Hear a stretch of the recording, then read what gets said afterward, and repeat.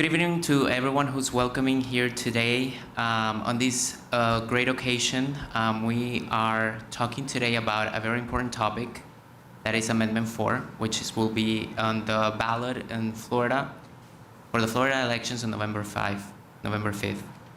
My name is Juan Di Prado. I'm the Director of Communications of the Archdiocese of Miami, and I welcome you to this important panel discussion. I'm going to introduce first our two moderators for the night. They are St. Thomas University College of Business Faculty Chair, Dr. Ashlee Rzyczycki, and St. Thomas University Political Science Program Chair, Dr. Scott Gale. Please, let's give him a round of applause.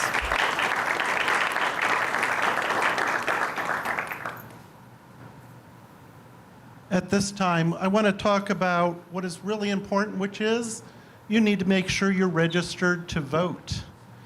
Voting registration. Monday, October 7th is the last day you are available to register to vote. You are not able to show up on November 5th, as mentioned, Election Day, to register. So on Monday the 7th, please make sure you either postmark if you're putting it in the mail or online by 11:59. It's important that you're registered to vote. On Tuesday, November 5th, election polls will be open from 7 a.m. to 7 p.m. Again, make sure your stuff is either in mail or in person. As far as local voting, on early voting, please use your search engine, check your local listings, because each of them will change, so I cannot give specifics at this time, but do check for that. And most importantly, when you go and vote, remember to bring your ID for your identification. So thank you. Okay, I get the honor to introduce our incredible panel today that are going to provide us with wonderful perspectives on our topic. So I first would like to introduce the Most Reverend Thomas Wenski, Archbishop of Miami, an outspoken advocate for life issues and the unborn and immigration. Dr. Grazie Christie, radiologist, Florida State Board of Education, member and senior fellow for the Catholic Association. Sister Anne Immaculée from the Sisters of Life, a religious community of women who take a fourth vow to protect and enhance the sacredness of human life. And we have John and Christy Mora, parents to the baby Vida, who was diagnosed with Trisomy 13 before birth. Thank you.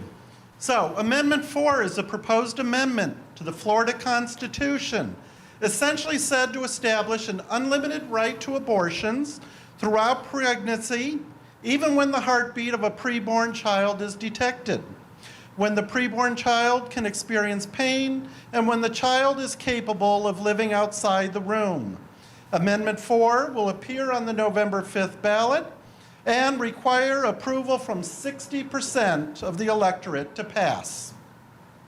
Okay, so now we're going to actually dive in. Okay, so the first question goes to Archbishop. Let's talk a little bit about this amendment. What do you think are some of the key points about the amendment that people should know before heading to the polls? Well, as we just heard from the moderator, it is a very extreme amendment because of what it does. It goes further than Roe v. Wade, and has been proposed to correct Roe v. Wade, but it goes further than that and removes all restrictions on abortions. And even if someone would identify themselves as pro-choice, they should find many reasons to oppose Amendment 4. Because one of the things it does, it takes away parental permission. In Florida, you can't get an aspirin in your school without your parents' permission. You can't get a tattoo without your parents' permission. But if Amendment 4 passes, you can get an abortion without your parents' permission. The other thing, the amendment does not define what they mean by viability. So that means basically abortions can take place till the moment of birth. And it doesn't specify that a doctor needs to be involved. And so this exposes women to incredible potential harm. So even if somebody would think of themselves as pro-choice, there's reasons for them to oppose this bill. And those of us who are pro-life, we need to talk to all our neighbors, whether they're pro-choice or pro-life, and tell them the truth about this very extreme proposal and urge them to vote no. Again, they have to get 60% of the vote. The people that are pushing this are confident that they can do that. I think we turn the tide and keep them from getting 60% of the vote, and therefore keep the present status quo. And the status quo is one that, from our perspective, is unfortunate, that abortion is still legal in the state of Florida. Somebody can get an abortion because of rape or incest. Somebody can get an abortion for the health of the mother. So it's still legal. The only thing is that now, there's restrictions, no abortions after 6 weeks unless these other exceptions might apply. So, people that are pushing Amendment 4 are trying to tell you that right now in Florida, you can't get an abortion. They're trying to tell you that if you have a miscarriage, the doctor can't treat you. That's not true. They're trying to tell you that if you have an ectopic pregnancy, the doctor cannot intervene to save the life of the mother. That's not true, because miscarriages, ectopic pregnancies are not what we define as elective abortions. So with that, I don't know, maybe I presented all the arguments, but I think these other people have other things, and I'm very happy to be here. And are we speaking to this group that are here before us?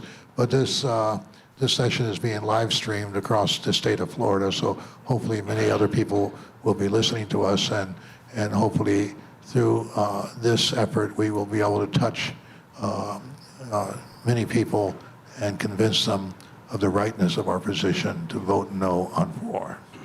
Archbishop, I want to follow up to that because you alluded to that we have people that are watching this beyond the room. And so how do you see this amendment affecting or not affecting the lives of all Floridians? Well, it's going to change, the state of Florida in a very bad way, because it'll make Florida a harsher place, because where abortion is the law of the land, that hardens people. It hardens doctors that participate in this. It hardens the people that support those doctors. It doesn't promote human flourishing. And at the same time, it could make Florida into a abortion mecca, because people from other states that have more restrictions might come to Florida, and especially people from out of the country, from the Caribbean, might come to Florida for abortions, and that's not the type of medical tourism that we want, because abortion is not a medical procedure anyway. So, Bishop, please, those who favor abortion, why should they be concerned about this amendment? Could you go a little further, please? Well, I think, I pretty much said why they should be because of parental permission being done away with, because of the lack of supervision of doctors, because of the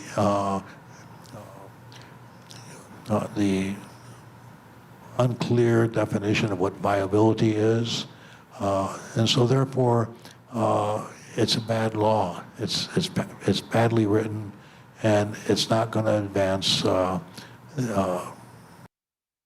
the state of Florida, the people of the state. Dr. Christie, I first want to commend you because I've had the opportunity to listen to your podcast, and I think probably one of the most enlightening experiences that I had to be able to understand what really truly what the amendment consists of, because from my perspective, I think there's a lack of understanding and a lack of education regarding it. And even you talking about it on your podcast really opened my eyes to understanding the language that Archbishop was talking about. Can you talk a little bit about, you are such a model when it comes to supporting women, pregnant women, and the things that you do, working at the clinics and, again, providing education. Can you elaborate on the kind of support that the Catholic Church that offers to Miami to pregnant women struggling with the idea of abortion? What do you do? I know you support that, and you are able to provide also medical assistance when it comes to that. Can you elaborate on that?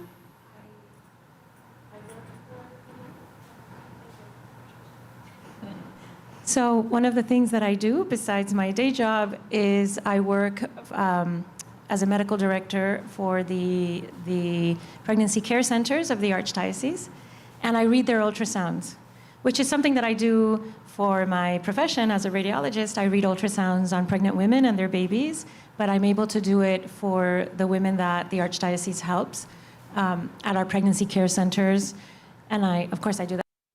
And it makes me very, very happy to participate in a professional way in such a beautiful work, because when we hear so much in the United States about choice, we're all about choice in the United States, choice. It's the mantra that we hear. Abortion is exactly the opposite of choice. Abortion is something that is a last choice, even for people who are inured to the violence of abortion or used to the idea. Even so, nobody wants to have a painful medical procedure and all the horrors that go along with it. So at the pregnancy care centers, we offer real choice. And it's strange and horrifying to see the pro-abortion side fight so hard to silence the pregnancy care centers, as they tried to do in California. I think they're doing it in some other state, and they were just rolled back. And even just to take away support, one of the things that I'm sure would go away, I'm not a lawyer, but I think what would go away, one of the things that the heartbeat, right now, abortion in Florida is regulated under the Heartbeat Protection Act, or law, and that law includes support for pregnancy care centers in the state. And I'm 100% sure that that would fall before Amendment 4. One of the big problems with Amendment 4 is that it deregulates abortion. And in Florida, the Heartbeat Protection Act is bolstered by a whole long list of regulations that protect the mothers in countless ways, and also protect the babies. For instance, one of the regulations we have in Florida is it's against the law to perform a partial birth abortion. I am 100% sure that Florida, under Amendment 4, would be a partial birth abortion state, because the brutality of the abortion industry cannot be overestimated. You cannot overestimate their brutality. They're a money-making enterprise. That's why they're pouring so many millions of dollars into Florida. And to lose this fight of Amendment 4 would put our pregnancy care centers definitely at, and maybe lead to their closure even, because they see that as anti-choice. They see our pregnancy care centers as a way of luring women in, to make them have a baby. I can tell you, women who go, and families and couples who go to these centers, they want to bring their children into the world. They want to receive their children. That's why they're at the center. No one's luring them in and, selling them a packet of lies. They know what they're doing there, and we. Well, that leads me to my next question for both you and Archbishop. I think what Miami's doing and the Archdiocese in regards to support for women and their babies, I think it's incredible. Can you elaborate on some of those programs and initiatives that are going on as part of the Archdiocese? Well, we have, as Christie talked about, the pregnancy assistance centers, and they offer a range of services to women that are pregnant and are perhaps experiencing some anxiety about it. So they can come there, they can get an ultrasound to see the baby in their womb, but they also can get assistance from baby clothes, food, etc., and counseling. And even the fathers of these babies can access counseling there and learn some things about fatherhood, etc. So that's a huge thing that our pregnancy assistance centers do. At the same time, our Catholic Charities recently just secured the donation of a building in in downtown Miami near St. Michael's Parish that will be used for a home for unwed mothers or recently birthed mothers until they can get settled, so that a woman in a crisis pregnancy doesn't have to fear homelessness. And besides giving them a place to sleep, it's going to be accompanied with a whole set of social services and supportive services, let's say, for those mothers. So this is another very important step. And you know, a lot of times people say that, you know, we Catholics only are concerned about the child before it's born, and after the child is born, we don't care about the child. And that's not true. You only have to look around the Archdiocese, look around the church, and you'll find that children are a very important part of our ministries. We have schools that educate thousands of children, daycare centers that educate thousands of children and take care of thousands of children. So, you know, we embrace the child before life, we embrace the child after life, and we do it without a business plan to make money for us, like the opposition does with groups like Planned Parenthood, who are in this just to make money. We're in this to help people and to support their dignity and the dignity of the child, born and unborn. You know, the Catholic Charities has a great motto. It says, "We help people not because they're Catholic. We help people because we're Catholic." Dr. Christie, do you want to mention anything about that from just from a medical perspective? After, you know, some of these resources and support groups that are offered, you know, what does that mean from a medical perspective that you see?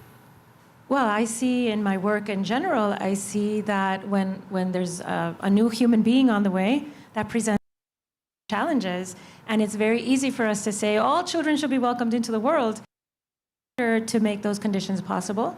And when you see that fear in a young woman's eyes, and her husband standing next to her, and they, oh no, another mouth on the way, it does wake up your desire to do the whole package of assistance, and to be cognizant of the dignity of life, the entire spectrum of the dignity of life, which isn't just give birth. It's, you know, yes, give birth, and then we'll be there for you, because we're all brothers and sisters, and your baby is just as important as any baby that whose heart has ever beat. Thank you. So we're very fortunate this evening. We had 3 sisters who have flown in, as we're having quite some weather today, some turbulent winds and rain, and we're so happy to have you here this evening. So I would like to start with Sister Ann. Can you briefly explain, please, the missions of the Sisters of Life, and who do they serve, please? Thank you, Scott. Yeah. So we are the Sisters of Life. Yeah, as sisters, we really exist for you. We exist for every human heart, you know, that they would know that they're good, that they are sacred, that they're made in the image and likeness of God, and that every human heart, especially in this world when it's easy to find our worth in what we do or produce or achieve, we want to kind of stand before every human person, whether it's in the womb or each of you, or at the end of life, or any point in our life where we feel vulnerable, to say, you are good. And you are not defined by what you do or what's happened to you or the good you've done or the mistakes that you made, that God loves you with a love that is always filled with mercy and tenderness, and you have infinite value. So we believe that really to the core of our beings as sisters, and want every human heart to know that. And so our main work is prayer, and that's really kind of the spiritual force behind communicating this truth to hearts and receiving this. We also accompany women who are pregnant and find themselves in circumstances that aren't ideal, and accompanying them and helping them choose life for themselves and their children. We have a mission of evangelization, which myself and Sister Catherine Joy and Sister Lumen are a part of in Colorado. We have a mission of retreats. We have a home as well in Manhattan where mothers live with us during their pregnancy and about a year afterwards as well, which is a lot of fun and a lot of cute baby clothes. And then we have a really sacred mission, a beautiful mission, which I think is perhaps one of our more beautiful missions, is, or most beautiful, is our mission of accompanying women who have suffered the experience of abortion. And such a sacred place to accompany someone through that journey, and to allow them to open their heart in these deep places of woundedness to the Lord's mercy and His kindness and His healing. And one of the women that we've served in particular, she's shared her story, but just shared that when she first brought this place of woundedness to the Lord in the sacrament of confession and receiving His mercy, she said she felt like chains fell from her. Chains fell from her. And we can all experience this in our own life when we carry things that are heavy or burdensome, that when someone looks at us and says, mercy is available for you and new life, everything can change. And so, that's one of the ways that we do it in our missions as Sisters of Life. Sister, if I can continue with another question then. You gave us one example. What would you tell an expecting mother who comes looking for guidance to your pregnancy center, please? Great question. Well, I think the first thing I would do is hopefully look at her with love and with the dignity that she deserves and is worthy of, and who she is. And so often our first reaction is to share advice or what she ought to do or what she should do. But often, and this happens for any human heart, when we experience a crisis or we're in a place of fear, we really just need a space for someone to listen to us and to understand what we're going through in every area of our hearts and all of the questions we're asking and all the problems and all the circumstances. We call it giving her the space just to empty her bucket. And so truly, we might spend an hour, we might spend an entire day, we might spend weeks on end just listening to her. Just listening to her so that she can have all the space she needs to share what is burdening her. And then, when she has emptied her bucket, as we call it, then we can offer, hopefully, words of hope. That I believe in you, that you are capable of this, that God has entrusted this baby to you, that you are good, and you have the capacity to be a mother, And it makes me think of a woman who found herself pregnant that we were serving, and again shares her story very openly. And she was a marathon runner and incredible, and came to the States and got pregnant in non-ideal circumstances. And the father of the baby gave her the money for the abortion and said, "You pick me or the baby." And she really was conflicted and didn't know what to do. And so she really was praying to God, "God, change my life, change my life." So she made an appointment with Planned Parenthood to have an abortion, and the first day she got there, for some reason they were closed. God intervened. Makes another appointment. The abortion doctor's out. God intervenes. Third time she makes an appointment, she said, "God, change my life." She gets into a cab, hands the taxi driver the address to the Planned Parenthood. He drives her, drops her off outside of a church. And she says, "Is this it?" And he said, "This is it." She gets out, goes to the church, is knocking on the doors, and one of our coworkers, which is like thousands of men and women across the country who accompany us serving women, was walking by the church and saw this woman on a Saturday morning looking confused, and approached her and said, "Excuse me, can I help you?" And she said, "Yes, I'm looking for this Planned Parenthood." And he said, "I don't think you want to go there. Would you be willing to talk to some sisters who'd be able to help you?" Got her in a cab, brought us over to us. I think we were eating breakfast. She had breakfast, lunch, and dinner with us. She took a nap. And we just listened to her heart all day, and we just let her be. And at the end of that day, she was ready to choose life for her baby. And she moved in with us, lived with us in our Holy Respite Mission Manhattan, had a beautiful baby girl, and now, is thriving and living a beautiful life, came into the church and everything. So God can do anything, and I would really just want any woman to know that God chose you for this baby. No matter what the circumstances of your life, no matter what crosses or sufferings, we're going to do this together. You're not alone, and your heart and your love is good and necessary for this child. And we believe in you. We want to be with you in it. Wow. It's incredible to see how God can intervene in just any possible way. So I'd like to move on to John and Christy. Thank you so much for being here today. We introduced you with your story about baby Vida. We would love for you to be able to share that story. Your daughter was diagnosed before she was born. And so can you share what that was like and you going through that journey? And from my understanding, I heard about the incredible support that you got. Can you share with the audience about your experience? Okay, thank you for having us, by the way. We were diagnosed, well, let's take a step back. We found out we were pregnant sometime in April, right? Okay. And come June. Closer. Hello? Okay, sorry guys. So come June, we have our normal meeting, doctor's appointment, and I'm always very involved, right? So we go in to see our doctor, and in one of these meetings, and one of these doctor's appointments, he points out, I see an abnormality, something that we have to research a little further.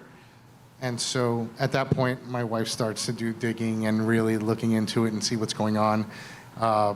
Why does a nuchal fold look a little thicker than normal, right? And so we go on to see a maternal fetal specialist. And that's where we do more testing. And we find out that our daughter is going to be diagnosed with trisomy 13. I may have not given the exact details of how the story goes, but at that point, I was hit with a bat. Can you explain to the audience what it is? Because I'm not sure if everybody Sure. understands the diagnosis. Okay, so trisomy 13, and I think the easiest way to explain it, trisomy 13 is similar to a Down syndrome. Any trisomy is when you have a third, so all of your chromosomes have a pair, except when you have a trisomy, you now have a third set of that chromosome. So the easiest way when I would explain it, I was a teacher for 22 years, and I was pregnant while I was teaching, and my students always asked me, and it just came to me, the easiest way for me to explain it to them, and I found even to adults, is that a trisomy is basically a third set of a chromosome, and it's basically like your body has too many instructions, right? So Down syndrome is a third set of the 21st chromosome, and trisomy 13 is a third set of the 13th chromosome. So each set of chromosomes gives the body a different set of instructions, and that's why there are differences between Down syndrome babies, Edwards syndrome, which is trisomy 18, Patel syndrome, which is trisomy 13, and then there are actually other trisomies it could be of any chromosome. But trisomy 13 is a third set of the 13th chromosome. So that's what she had. So you were diagnosed. What was your reaction?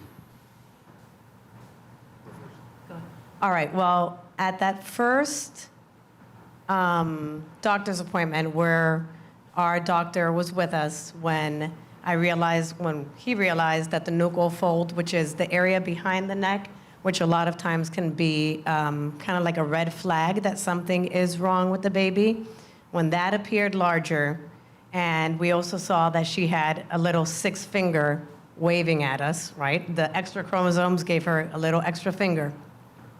Right then, I knew something was not going to come back what society deems as perfect, right?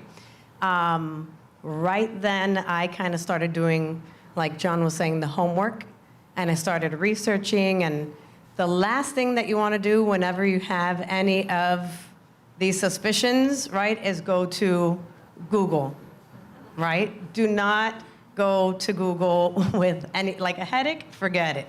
Something wrong with your baby in utero, even worse, okay? So something told me, you know what, let me do a little bit of research on Facebook. And there I came in touch with a lot of support groups from other trisomy parents who have either living children with trisomy, because Google will tell you that a child with trisomy is going to either die in utero or not make it, past birth. And I found that was not the truth, right? So my initial reaction was to surround myself with support and to start trying to figure out the truths to what this prenatal diagnosis might actually mean. Our doctor was wonderful. From the very beginning, he always told us, do not worry. We're going to figure this out together. Let's not worry about something until we have reason to worry about it. Where I know other doctors, right from the beginning, they might suggest, we need to end this now. But that was never even mentioned. It was never a thought. It was always, he always came from a place of love and grace and life, which was beautiful. And I think that really helped me get to the right place to go further from the beginning. I was a little different. I guess you can say as a parent, as a man, the first thing you hear is there may be something wrong. And I took a back seat and said, all right, we'll figure it out when it comes, right? So we find out, and then it's like a lightning bolt. I'm like, okay, what do we do now? Because as a dad, I'm married. I have a 1-year-old. I don't know what the future can hold for that 1-year-old. Is his life going to be different? Is my life going to be different? Is our marriage going to be different? So inside, I'm saying to myself, we need to abort this baby. It's not going to work. I'm not going to do this. I'm not going to deal with it. That's my first thought. Give it some time. We go to therapy. We were not at each other's throats, but definitely on two ends of the spectrum. We did not agree. Not because I didn't love her, but because I wasn't ready to take on what happened in life. It's just part of life. God didn't say, I'm going to give you a trisomy baby and you're going to deal with it. It's just how it happened, right? So along that road, I started to love her more and understand that it was not my choice. It's his choice. And every day I grew closer and closer to her. And I get a phone call. I get a phone call from her godfather. I had been pushing him away from going to Emmaus. I said, maybe you should come. I said, sure, all right, fine. I'll go. I'll go to the retreat, sorry. It's a men's retreat. And I agreed to go. And along that journey, I found that along this time that all these people were there to help me. And obviously, as time came closer, she brought me closer to God. She brought me to the cross. She brought me to my knees. The day she was born, I asked everyone to leave the room, including my wife. And I asked her for forgiveness because I almost gave up on her when I had to fight for her, and I wasn't fighting for her at the beginning. And I asked her to forgive me.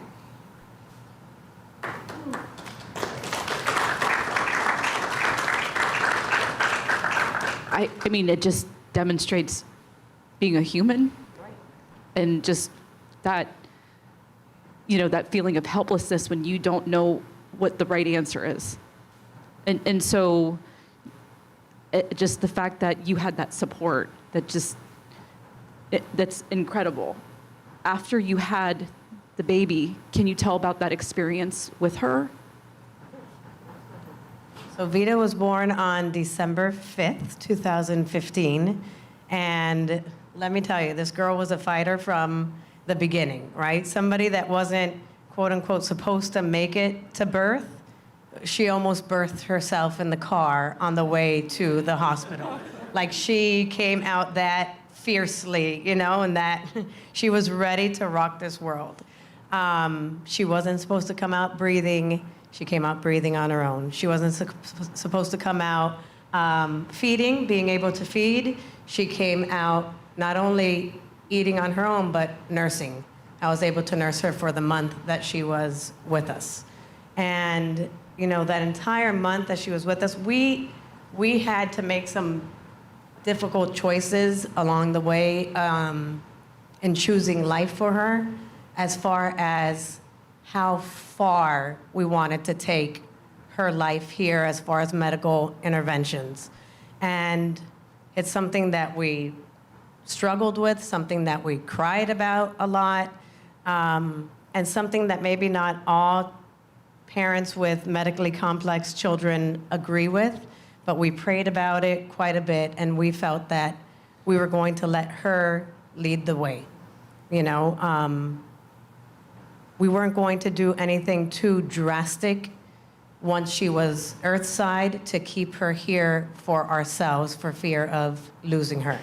You know, one thing that I think we forgot to mention before was, oh yeah, Vida Elise is her name. Her name is Life, and then Vida is life, and Elise means dedicated to God. So Vida Elise, life dedicated to God.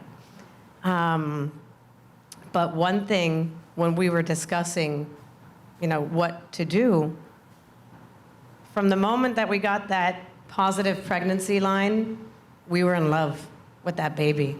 You know, you're excited for the baby. You envision your family with the extra child in it. And then to get that diagnosis is quite shocking, right? And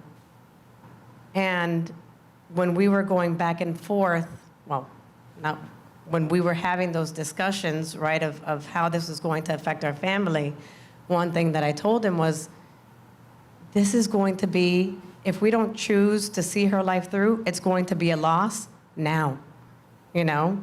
But it's going to be a loss that is marked with quite possibly regret, anger, resentment, right? How many times are there these diagnoses that at birth aren't present, right?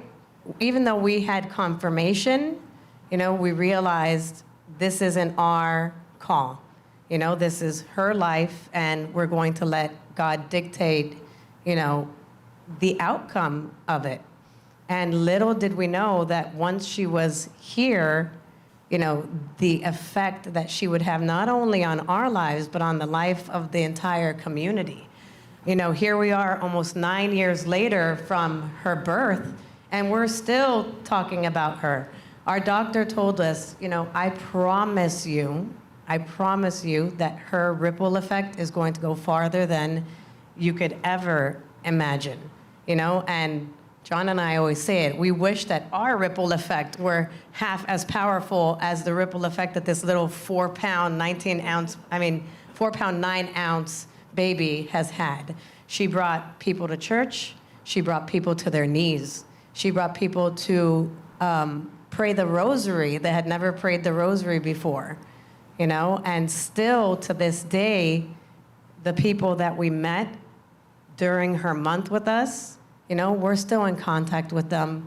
Still to this day, we have other families, like I was telling Sister Ann, that contact us that are in similar situations, or maybe not that they have a medically complex baby, but they've experienced a loss, you know?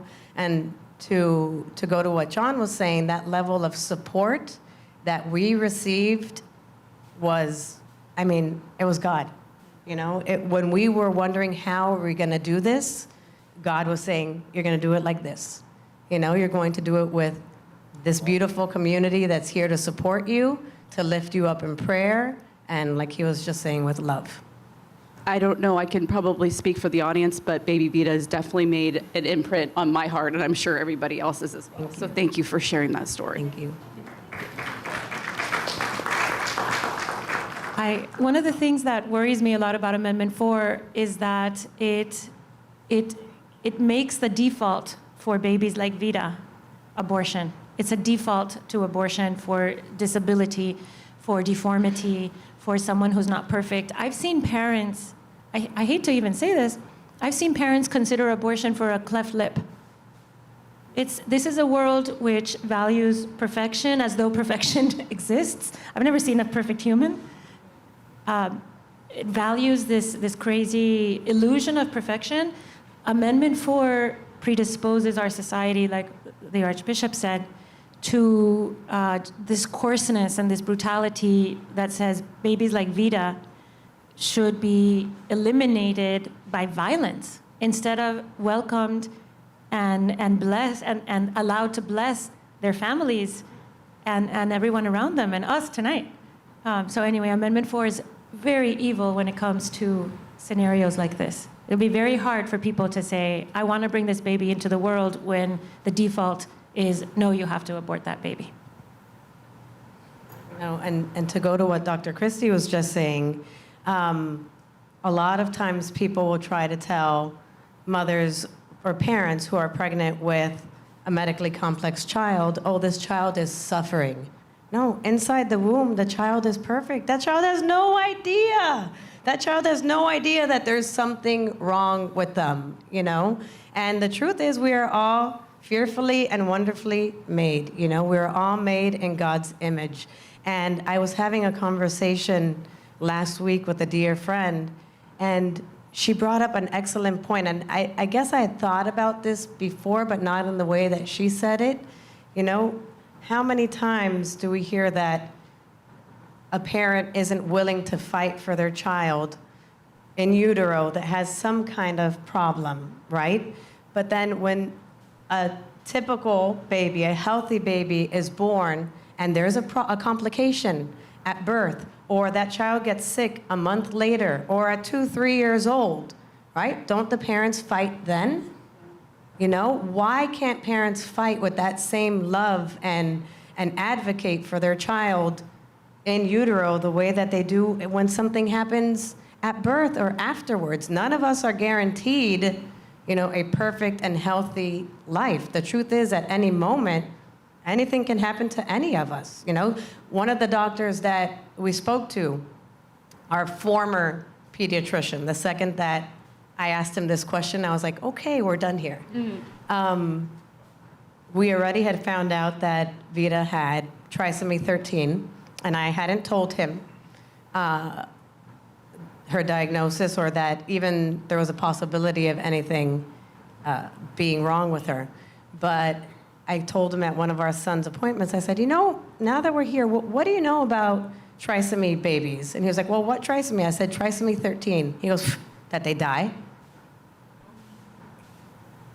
And, you know, in my head, all I could think about, and we experienced some doctors along the way that kind of told us the same thing. Why are you prolonging the inevitable? I'm like, well, last time I checked, death is inevitable for all of us, right? And people talk about death like if it's a bad thing. I'm of the thought, especially now since Vida, I'm not scared of death, you know? And if you're in a good relationship with the Lord, death is an exciting concept, you know? And I know that sounds bizarre to some people, but, you know, none of us here are guaranteed tomorrow or even an hour from now. So why would we try to limit a child's life by saying, you know, you're prolonging the inevitable when it's inevitable for each of us, really? So let me go into the next question and continue the conversation. Parental consent and parental notification are two different things. If this amendment is approved, parental consent to have an abortion will no longer be needed. Let me start with our parents and then have Sister Ann please answer something that, how does this concern you on this point of the amendment?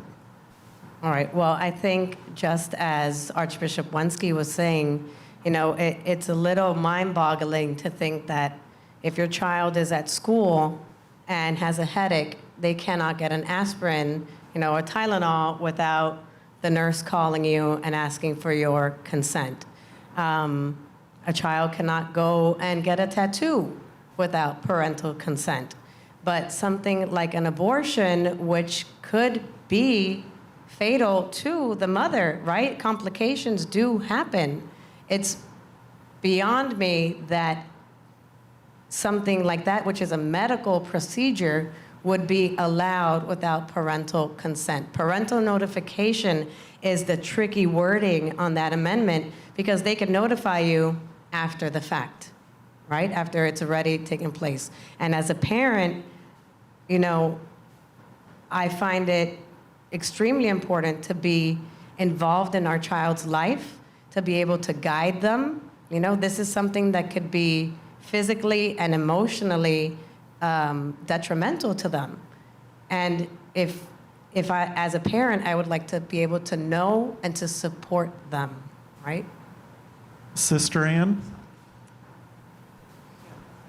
I mean, I'm not speaking specifically on the amendment or politically in any way, but just in general, I would just, when you're speaking about, every human heart entrusted with someone in their care, we come into this world dependent, you know? Every person comes into this world dependent and in need of guidance and, and in need of wisdom. And it's really just a part of every human person's life that, none of us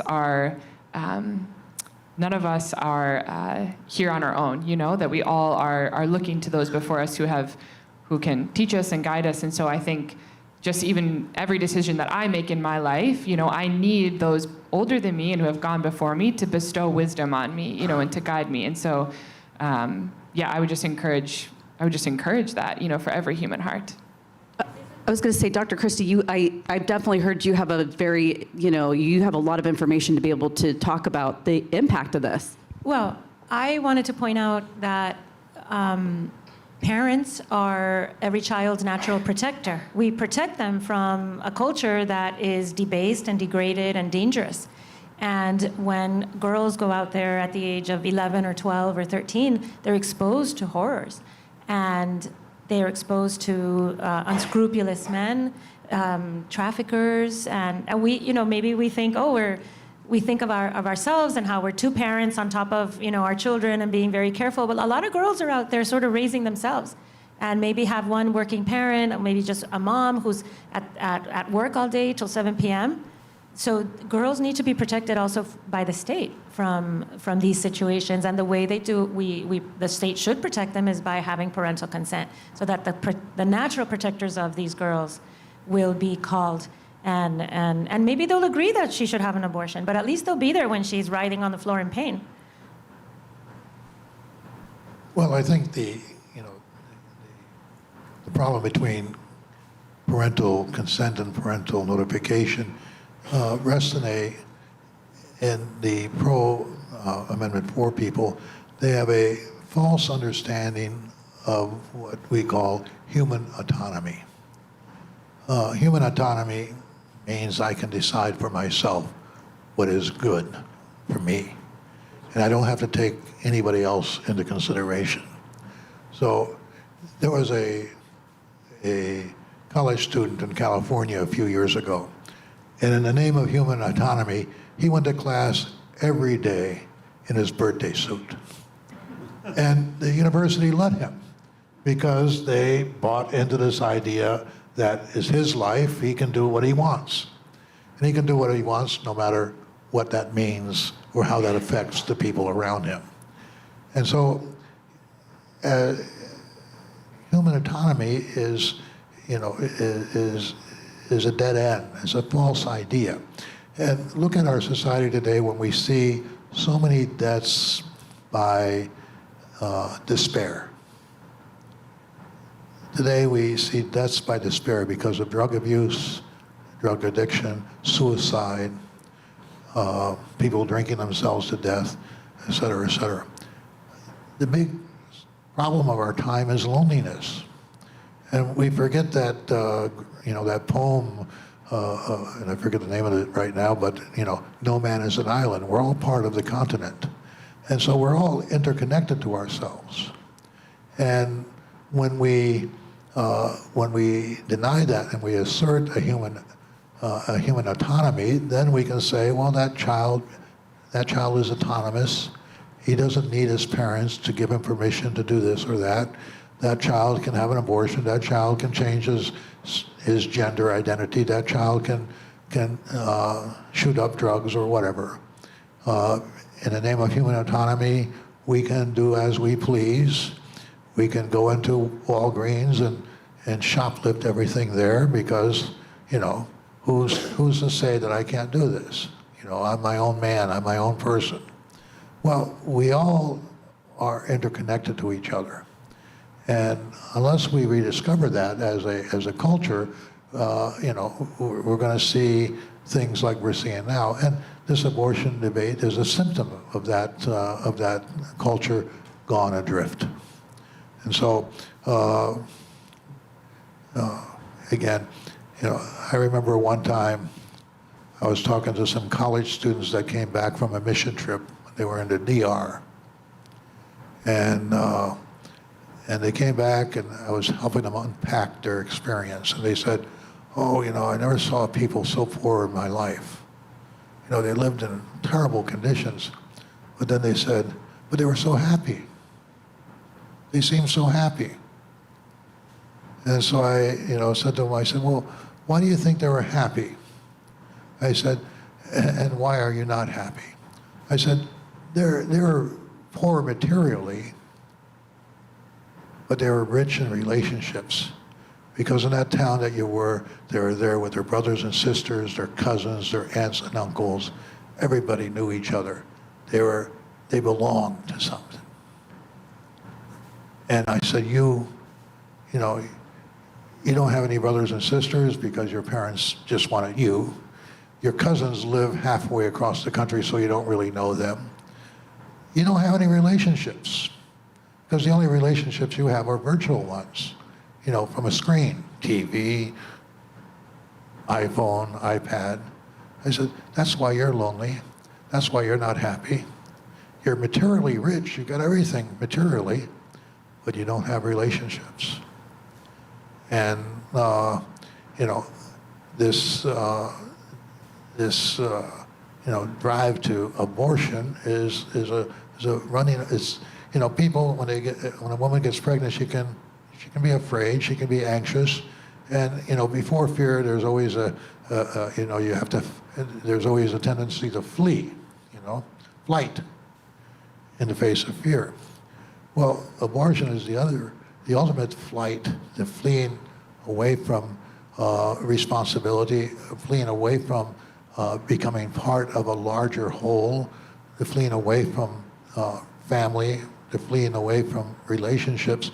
But it's family, it's relationships, it's being connected with other people that makes life meaningful, that makes life joyful, that makes life possible so that we don't have these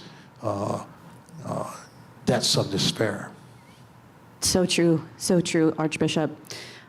This is a question, I think, for everyone from their perspective. What role do you think that our faith plays in informing and forming conscious minds on the subject of the sacred of life? Archbishop, we'll start with you.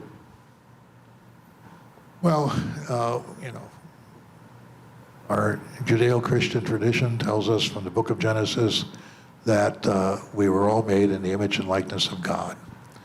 And that means that we have value. And that means we have dignity.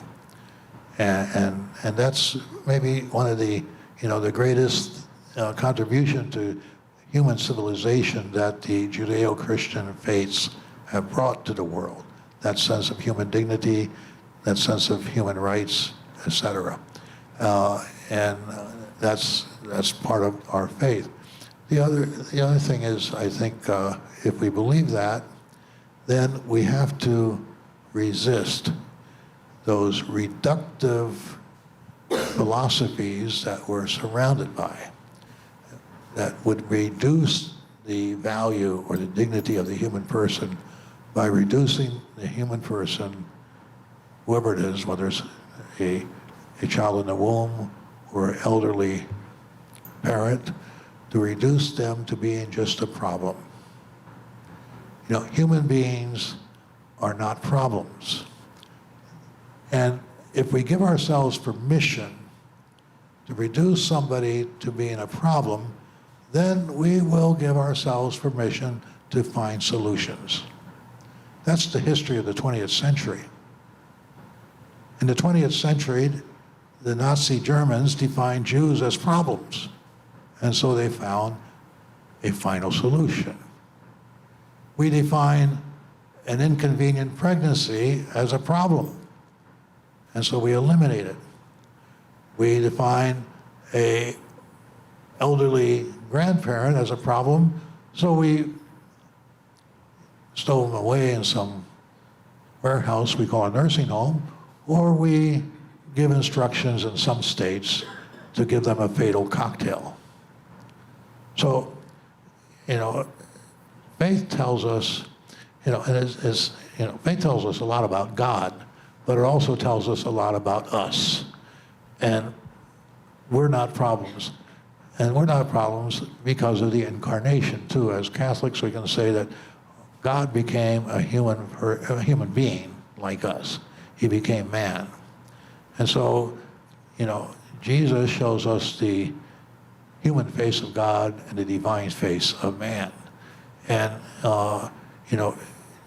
he becomes the key to understanding who God is, but also he's the key to understanding who we are. And that puts where faith is in all this discussion. Sister Ann, please, would you address the sacredness of life, please? Sure, yeah. Yeah, thank you, Archbishop, and I couldn't agree more. And I think, well, I'm a sister, so how does faith, impact, my life and how I deal with things? It impacts every part of my life, and in a way, as sisters, we wear our faith on our sleeves, but I think in a real way, it makes me think of, we're on college campuses often, and we, as Sisters of Life, we make little stickers that kind of just speak truths to people, like known by God, loved, saved by mercy, things like that. And one day we were handing a sticker to one of the college students that said, created by God, irreplaceable. And we gave it to him, and he looked back at us and said, thanks, sister. Maybe one day I'll believe that.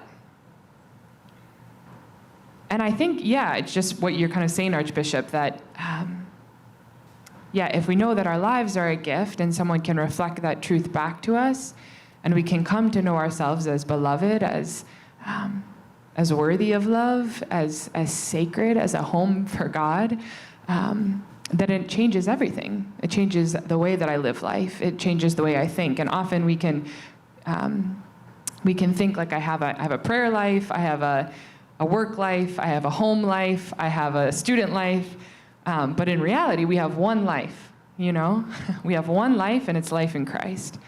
And really, Jesus desires so much to live in each of us that he takes over the entirety of our thoughts, the entirety of everything that we ever do and care about. So I would just, encourage anyone listening, to give God permission, and to really say, okay, integrate me into one. Make me whole, Lord, where I am not, and inspire me and affect all of my life and impact the rest of my life. I give you permission.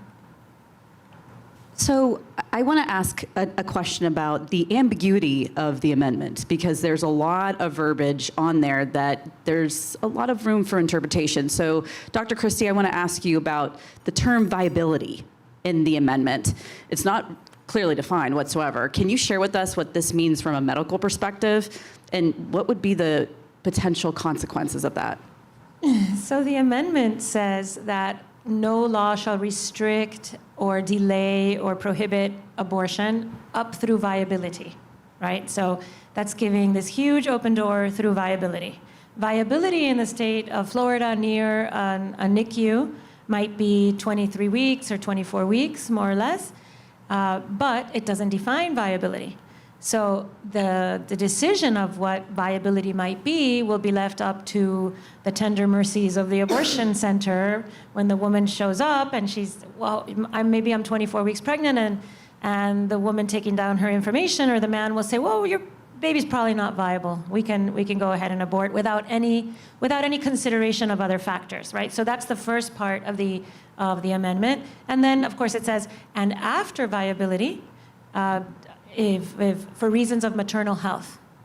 So maternal health is another vague term. I'll go ahead and answer that second vague term question. but maternal health is completely undefined, and we have found through sad experience over the last few decades under Roe v. Wade that maternal health could be something as vague as her social health, economic health, emotional health. So it's just a wide open definition. Right now in Florida, a woman can have an abortion through 40 weeks of pregnancy legally if her life is in danger, and that's specifically written out. And that's a very different proposition from Amendment 4, which just says maternal health. And there's other reasons in current Florida law that you can have an abortion through different stages of pregnancy, but maternal health is defined right now as a risk to the mother's life. Amendment 4 leaves that undefined. Let me go ahead and follow up on that, please. Under the amendment, the term healthcare provider is not defined. What would this mean, please? Right. So there's another one of those. If you read the amendment and these words jump out at you and they're like bolded in red when I read them, and one of them is health provider. So the idea, for so long we've all heard from the pro-choice side, abortion is a decision between a woman and her doctor, a woman and her doctor, and of course that was just a fig leaf, and beneath the fig leaf, what we have is, well, no, it's not a doctor, it's a health provider. And who knows what a health provider is? That's something that's going to have to be litigated. You can go so far as to say, well, it's somebody on the other end of an email, like you go to the internet and you're filling out a form. Who's on the other side of some health provider, maybe in another state, who's going to mail you the pills? That's illegal in Florida right now, but it'll be legal under Amendment 4. They'll be taking, a questionnaire. Who's that health provider? Who knows? So another terrible, vague term meant simply, it's just a Trojan horse. Amendment 4 is a Trojan horse. And inside the horse of Amendment 4 is death and destruction of so many things we hold dear. I want to follow up and continue just about from a medical perspective, but would late-term abortions be permitted under the amendment, Dr. Christie? Yes, entirely. So again, you could have, what's a late-term abortion? You could say maybe that's a second and third trimester abortion, so like 12 to 24 and then 24 to the end. So viability, maybe you could say it's like 24. So any reason at all through the second trimester, for sure. And then after that, again, for maternal health. So one of the battles I'm fighting, I'm doing a lot of interviews, TV and radio, with lots of different kinds of media. One of the battles that I fight constantly is people don't believe that women have elective abortions in the second and third trimester. They can't believe a woman would do that. And the truth is, women have elective abortions in the second and third trimester of babies that feel the pain of dismemberment. And they do it for the same reasons women do it in the first 6, 9, or 8 weeks of pregnancy. Because of social reasons, because they have a disorder, they have whatever, super sad crisis circumstances. I'm not judging that part of their lives, but these babies are healthy babies and healthy moms, generally. This is not a Vida case. This is not a case, generally, of babies that are very disabled, which I think is also a terrible reason to abort a baby. But yeah, that's one of the big battles I'm fighting, is that people don't believe this happens, and it really does happen, about 1% of abortions. If the status quo prevails and Amendment 4 is defeated, which we hope it will be, as has been said before, abortion still stays legal in Florida with certain restrictions, for example, the 6 weeks ban, et cetera. But that status quo, which is new because of recent legislation in the aftermath of Roe v. Wade, brings our laws more into conformity with laws in Europe, for example. Because Europe has had legalized abortion, but Europe has certainly been a lot more conservative in their permitting abortion than what we had in the United States with Roe v. Wade, and what would happen now if Amendment 4 passed. Amendment 4 would bring us into the category of elective abortion anytime, for any reason, choose the sex of the baby or whatever, until birth. It would make us more in the category, in the same category as Korea, Cuba, and China. Let me continue, please. What do you say to those that argue that the Catholic Church should not have a say in the political issues? Or is this a moral issue? Well, a political issue is a moral issue, and moral issues are political issues. We are Catholics, but we also are citizens. And because we're Catholics doesn't mean that we should be second-class citizens. As Catholics, we have a right to participate in making our proposal in the public square and trying to influence our fellow citizens about different policy issues that are enacted in law by politicians. This is part of our being a citizen, and we should not surrender our rights to citizenship because we're Catholics. Now, you know, I've gotten a lot of emails recently because of our activity on Say No to 4, saying stay out of politics, et cetera, et cetera. You know, religion has nothing to do with politics. Well, people forget that the civil rights movement of the 1960s was basically a religious movement. Dr. Martin Luther King Jr. was a Baptist preacher. And so the civil rights movement started in churches. It was religious people. Now, he knew, and sometimes they say, well, you're trying to force our views on, you're trying to force your views on us. Martin Luther King Jr. knew that he could not force his views on anybody. Just like I tell people, just because I'm a bishop, I don't carry a Glock on my hips. I can't force my views on anybody. But like Martin Luther King, who knew that he could not force his views on America, he opted for nonviolence.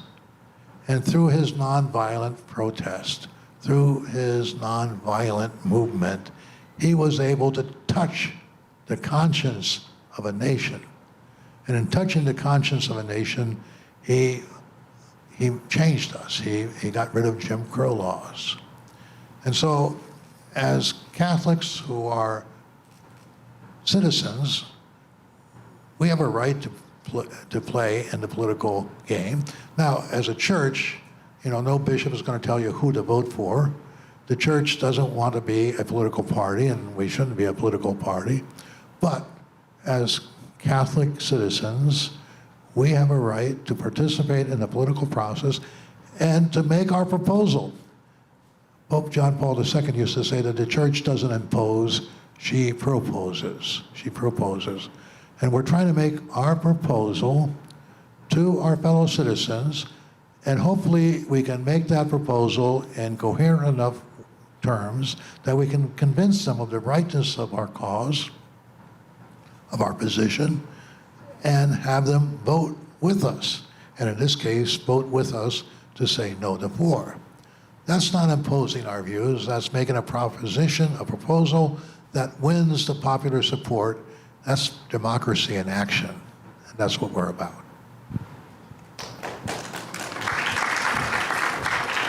Thank you, Archbishop. At this point, we want to keep the dialogue open. We're going to take a couple questions from the audience. If you could please state your name and keep your questions concise and respectful.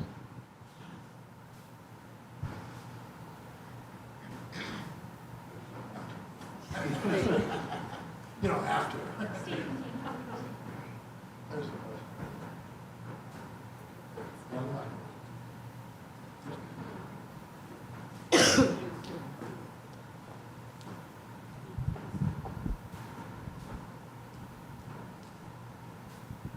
Hi. Hello? Hi, I'm Steve. My question sort of piggybacks on what you were just talking about. So I think we're pretty much all Catholics on the board here, and Catholicism speaks beautifully about the dignity of human life, and it's clear for a Catholic what their position should be. I want to make sure that the audience viewing this on the internet now understands that while we speak beautifully on the issue of the dignity of life, you can be a rabid, beautiful, wonderful atheist and feel exactly the same as we do on this particular issue. It's not that we're selling them on our religious view of Amendment 4. I thought maybe just speak a little bit about that. If you are, and you alluded originally if somebody was pro-choice, for instance, but if they're a proud atheist, they can join us completely in this Sure, matter. because what we're arguing about is not a religious issue. It's an issue of human rights. It's the issue of human rights. And so, and there are atheists that are very pro-life. And, you know, just are like people of the Muslim religion, people of Jewish faith also can be pro-life as well. We see them all the time at the March for Life. People of all faiths and the people of no faiths can be pro-life, because basically this is not about being a Catholic or being a Baptist or being evangelical. This is a human rights issue. Thank you. Hello, my name is Justin. I just wanted to ask, in regards to anyone on the panel, what would you advise for outside of polling stations? What would be the best question to ask to propose that idea to help vote against Amendment 4? Whether we do, we ask whether about the parental consent, or do you advise more asking so on terms of subsidization of taxes? Well, if you come across somebody that's pro-Amendment 4, you should ask them why are they pro-Amendment 4, and then maybe they might tell you something that is completely off base, because you can say, no, that's not what a pro-Amendment 4 is about. And then you can say, well, do you have children? If you do you think that your child should have an abortion without you knowing about it? And you know, this is regardless of whether you would go with her for the abortion or not, but when you want to know, and then if they, so if you're talking with somebody that's pro-4, find out why, and I think there's enough, if you educate yourself enough about this, you have reasons to counteract any argument they might have. One argument that works with some people that will stop them and make them think is the taxpayer-funded abortion. In the United States, we have been an abortion nation for many decades, but we've been able to keep taxpayer-funded abortion through the Hyde Amendment and other ways. We've been able to keep that away from taxpayers from having to fund other people's abortions, because it's like that slave issue. Well, I would never own a slave, but how can I interfere with someone else who wants one? Well, I would never have an abortion, but I wouldn't interfere with someone else's, but I don't want to pay for a child to die. So I think taxpayer-funded abortion might be a way into some people's heads, because for some reason that works with some people. Go ahead. Hi, my name is Marley. One question I had about, especially with the vagueness in the language of the bill, it doesn't seem to specify whether there would be subsidization of abortion, so whether taxpayers would be involved in actually subsidizing for that to be allowed. I don't know if there's any thoughts on that. Well, that's basically what's going to happen if this Amendment 4 passes. It'll lead to the subsidization, taxpayer paying for abortions, just like they're trying to make taxpayers pay for other things in your insurance policy, et cetera, et cetera. And the issue of religious freedom, the issue of freedom of conscience is going to be tremendously eroded if Amendment 4 passes, because it's been attacked and over the recent decades quite a bit, and this is one of the lines in the sand that we have to stand on to also protect religious freedom, which is in the Constitution, and abortion is not. Okay, thank you so much. Thank you for the thoughtful questions from the audience. We appreciate our panelists' insight. But at this point, we do want to engage our panelists one more time, and we want you to give your call to action for the audience and for those that are watching. What is your final thought, message, or any other lasting impression that you want to leave for anybody that is watching this today on Amendment 4? What do you want to leave our audience with? Archbishop? Vote no on 4, and and tell your friends to do the same, or convince your friends to do the same. And then if they don't want to do it, tell them the election is November 10th. Dr. Christie? I would say, again, vote no on 4, but go to the Archdiocese website and learn about Amendment 4, because it's very easy to say vote no on 4. It's harder when somebody answers back to you, yeah, but wait, why should I vote no on 4? Don't you know that women are going to die if they can't get abortions? You need to have the answers to those questions on the tip of your tongue, so get informed. It could take you maybe 10 minutes of reading it with care and trying to internalize like all the different ways that it will impact us, but then you can share that. And again, in my work, as I've been doing a lot of interviews, people are very confused. And if these are people who are prepped for these interviews, like real radio and TV personalities who do this for a living and they prep for the interview and they're completely at sea, imagine your neighbors and your cousin and your aunt, they're going to be at sea also. So get informed and understand it and then spread your knowledge. I mean, I have to say that I felt very uninformed even coming into this. And so listening to your podcast, reading as much as I possibly could, it really brought to light the issue. And so I fear that a lot of people are the same, and that basically just makes that point that people need to read up on it. They need to educate themselves on the issue at hand. I would say vote no on Amendment 4. Become informed on this issue.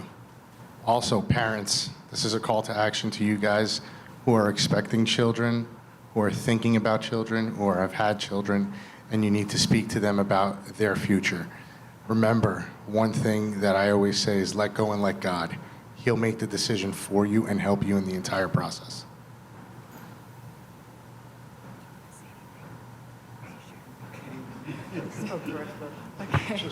I will also let Jesus speak for me, my spouse. If I were just to leave you with anything, I would just want you to know that you are very good. You are very good.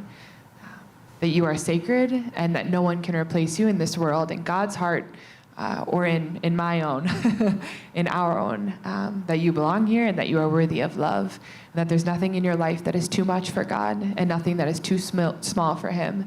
So just to take courage and to receive that truth that you are a profound gift. Because when we know that, everything changes. Everything changes. Would you please join me in a thank you to our panelists for being here at St. Thomas University. Thank you all.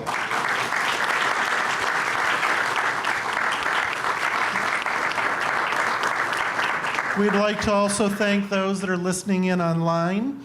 And as we look at Amendment 4 and this crucial issue of defending human rights and the flourishing of our community, we are here at St. Thomas University. We have many students with us, and I'm going to remind them, a civic duty.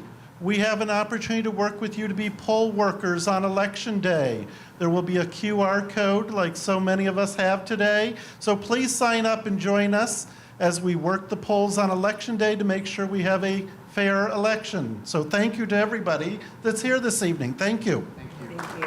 It's been a pleasure serving as your moderators this evening, and thank you again for being here tonight. Good night.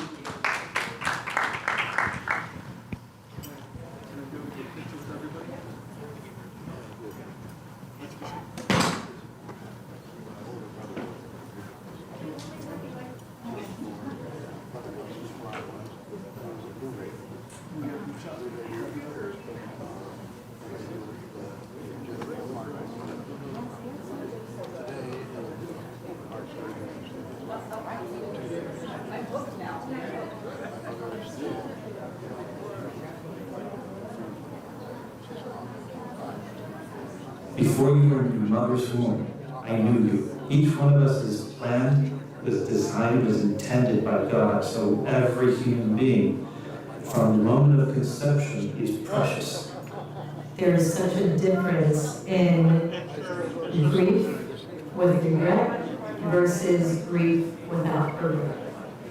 Big smile this way. 3, 2, 1. because of the fact that, we gave Vida her chance at life, we don't have any regrets. As a physician, I feel very strongly that I have a deep responsibility and duty to look out for the health and safety of mothers and their babies. I know, and most doctors know in Florida, that Amendment 4 is dangerous and unjust to both abortion and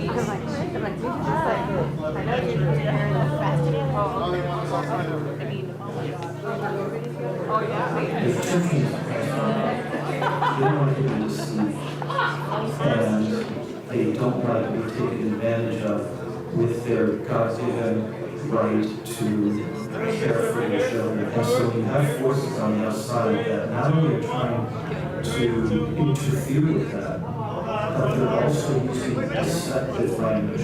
That's an affront, to parental rights. And that's what I see with this Amendment 4, because they're using language that when I read it, is very deceptive. And it's saying two different things at the same time. a child cannot consent to anything. In medicine, we do not do any procedures on children, on minors, without appropriate consent from the parent. Because it's the parent or the guardian of the child that is able to give consent.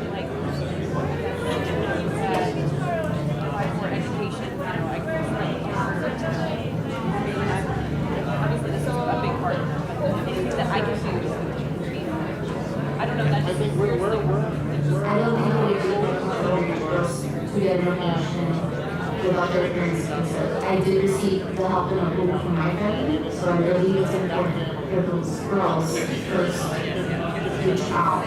Even if they don't want to work immediately to your family, maybe they can go to the government or the parents' center that provide it and see what their options are in terms of what help they can receive. By eliminating parental consent, Amendment 4 would make abortion the only procedure, the only medical procedure that a minor child can access. For a doctor, this is an absolutely heroism concept. Because abortion is a very controversial procedure that not only ends up life of the child, but it also has long-term consequences for the girl who's having an abortion. They are. My wife is always keeping the world together somehow. Great, yeah. Thanks for your question. That was great. I wanted to share a story with you. Going into abortion today to people abortion, and I share with you to ask them to go back to class. And they had told me that so they went to class and on my drive to class, and I and it was the worst thing I've ever experienced in my life. I had to stop my car, put my seat back, and really ask God for help and forgiveness. After that abortion, they were moved doing things really I don't know, basically, He said, I know. He said, I feel weird even saying that. and I remember seeing it without And I feel like it's and he said, I am dazzled by creation. And he basically said he didn't profess anything, and he was dabbling in everything, but it's the point exactly. Exactly. Like when the human heart is saying that's good, and you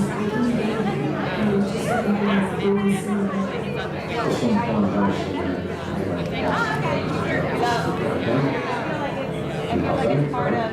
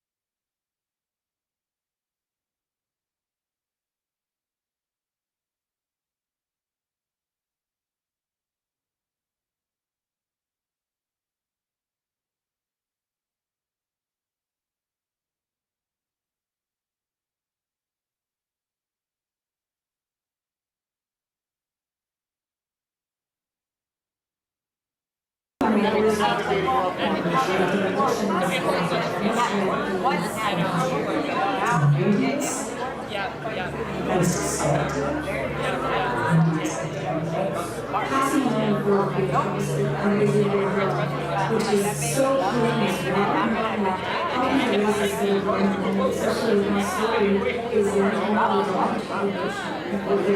want to really open her ears, open her eyes, and open her heart to meeting that truth of what condition is. Her abortion is abortion hurts not only just mother, but God and generations. And who are the years of God and for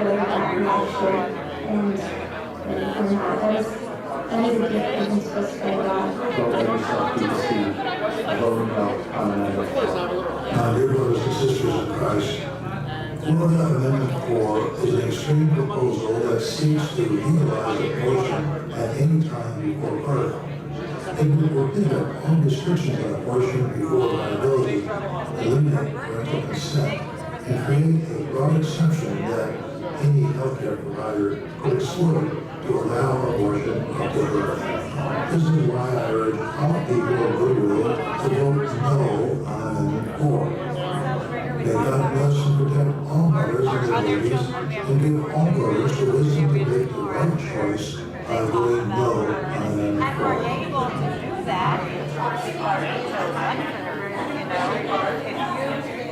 Baby, you're not going to hey, like celebrate your sister's birthday, but you know, you can't, you know, it's part of them too.